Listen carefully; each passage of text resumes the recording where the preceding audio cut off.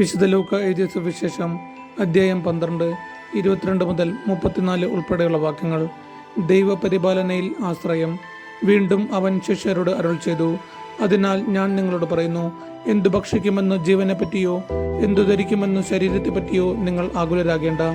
എന്തെന്നാൽ ജീവൻ ഭക്ഷണത്തിനും ശരീരം വസ്ത്രത്തിനും ഉപരിയാണ്. കാക്കകളെ നോക്കുവിൻ, അവ വിതയ്ക്കുന്നില്ല, കൊയ്യുന്നില്ല, അവയ്ക്ക് കലവറയോ കളപ്പരയോ ഇല്ല, എങ്കിലും ദൈവം അവയെ പോറ്റുന്നു. പക്ഷികളെക്കാൾ എത്രയോ വിലപ്പെട്ടവരാണു നിങ്ങൾ. ആകുലരാകുന്നത് കൊണ്ട് ആയുസ്സിന്റെ ദൈർഘ്യം ഒരു മുഴം കൂടി നീട്ടാൻ നിങ്ങളിൽ ആർക്കു സാധിക്കും? ഏറ്റവും നിസ്സാരമായ ഇതുപോലും ചെയ്യാൻ നിങ്ങൾക്ക് കഴിവില്ലെങ്കിൽ മറ്റുള്ളവയെപ്പറ്റി ആകുലരാകുന്നതെന്തിനെ? ലില്ലികളെ നോക്കുവിൻ, അവ നൂൽ നൂൽക്കുകയോ വസ്ത്രം നെയ്യുകയോ ചെയ്യുന്നില്ല. എങ്കിലും ഞാൻ നിങ്ങളോട് പറയുന്നു, സോളമൻ പോലും അവന്റെ സർവ്വമഹത്വത്തിലും അവയിൽ ഒന്നിനെ പോലെ അലങ്കൃതനായിരുന്നില്ല. ഇന്നുള്ളതും നാളെ തീയിൽ എറിയപ്പെടുന്നതുമായ വയലിലെ പുല്ലിനെ ദൈവം ഇത്രമാത്രം അണിയിക്കുന്നെങ്കിൽ അല്പവിശ്വാസികളെ നിങ്ങളെ എത്രയധികം അണിയിക്കുകയില്ല.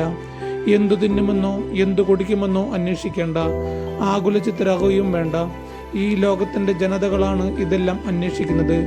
നിങ്ങൾക്ക് ഇതെല്ലാം ആവശ്യമാണെന്ന് നിങ്ങളുടെ പിതാവിനറിയാം.